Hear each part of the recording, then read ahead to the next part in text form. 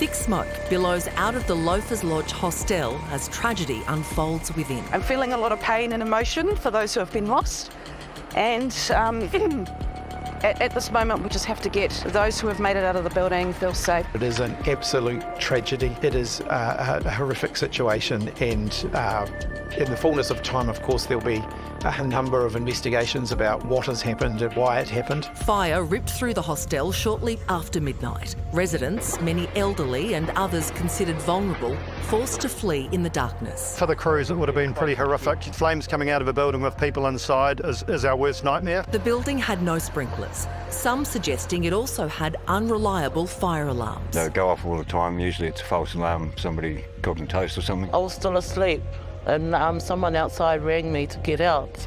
I didn't hear anyone knocking. So we're checking that now. We've been checking that to ensure the sequence of events with our own alarm monitoring companies. At this stage, I can't answer any further than that. We're just working through that. Authorities are treating the blaze as suspicious, but with the damage so extensive, they've been unable to access the building, even to recover and identify the victims. In a case like this, identification can be a painstaking, slow, complex process, especially when people are severely injured. We know that families will be desperate to have their loved ones back with them. We understand that, but we have to get it right. My heart goes to all of them and their families. I know that two of my mates have made it out, but the way things are looking for four other people I know in there, I don't know. It's unknown at this stage if any Australians have been caught up in the blaze. This is a dreadful human tragedy. I expressed my condolences on behalf of Australia to our friends in New Zealand at this very difficult time and offered any assistance. A city in mourning, left waiting for answers. This is a close-knit community, and I know that the community will come together to support each other. To get the latest on the situation, we're joined by Wellington Mayor Tory Whānau. Tory, how are you doing? How is the community doing? Look, it's been a really dark and long day for Wellington City.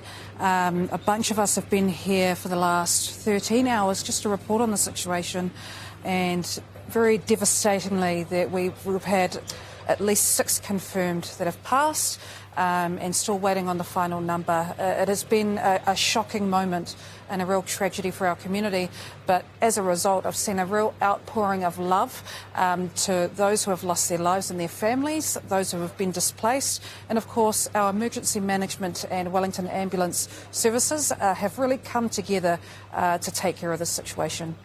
What more can you tell us about the residents at this hostel? So the residents, they're a mixture of short to long-term residents. We know that many of them are of a vulnerable nature, which makes this all the more heartbreaking. Those who have been evacuated successfully, the majority have been sent to emergency or temporary accommodation, so they are being looked after. Mayor, we understand this building had recently passed a fire test, and police are now looking into whether this was a deliberate act. So how devastating would it be then for your community if that was the case? It would be unimaginable, and you know, if I'm honest, I've been waiting very nervously throughout today, and will continue to tomorrow, not only to hear about those findings, but just to hear about the final number of those who have passed. As a mayor, this is the type of tragedy you don't ever want to go through. Mayor, what can you tell us about the resilience of the Wellington people? It's been really wonderful, and I'm deeply proud of our community. We've had a lot of organisations really come in to help.